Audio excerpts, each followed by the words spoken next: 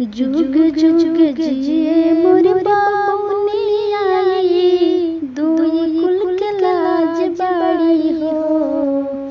जुग जुग जिए मोर बाबुनी आई, दुई कुल के लाज बड़ी हो।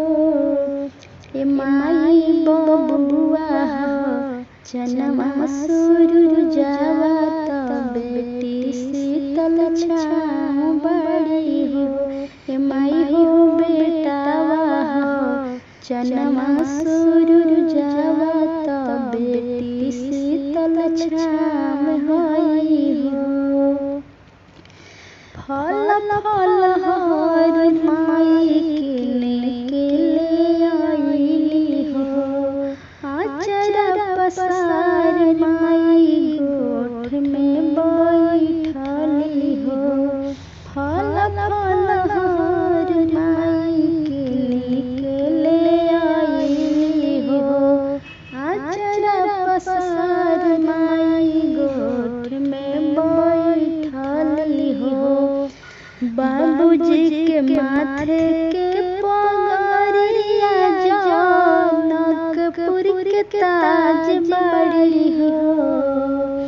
बाबूजी के माथे के पगड़िया जनकपुर के ताज बड़ी हो। ए माई हो बेटा हो चनमा सूरजवा त बेटी शीतल छाँव बड़ी हो। ए माई हो बेटावा हो चनमा सूरजवा त बेटी शीतल छाँव बड़ी हो।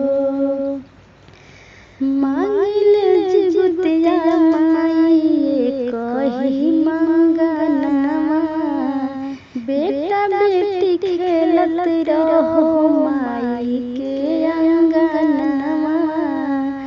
मांगिल जिगुतिया माई कही मंगनवा, बेटा बेटी खेलत रहो माई के अंगनवा।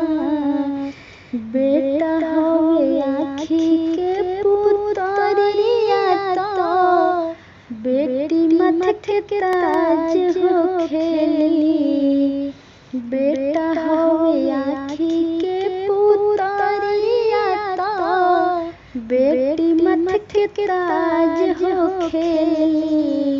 ए माई हे बबुआ हो चनमा सूरजवा त बेटी शीतल छाँव हो खेली। ए माई हो बबुआ हो चनमा सूरजवा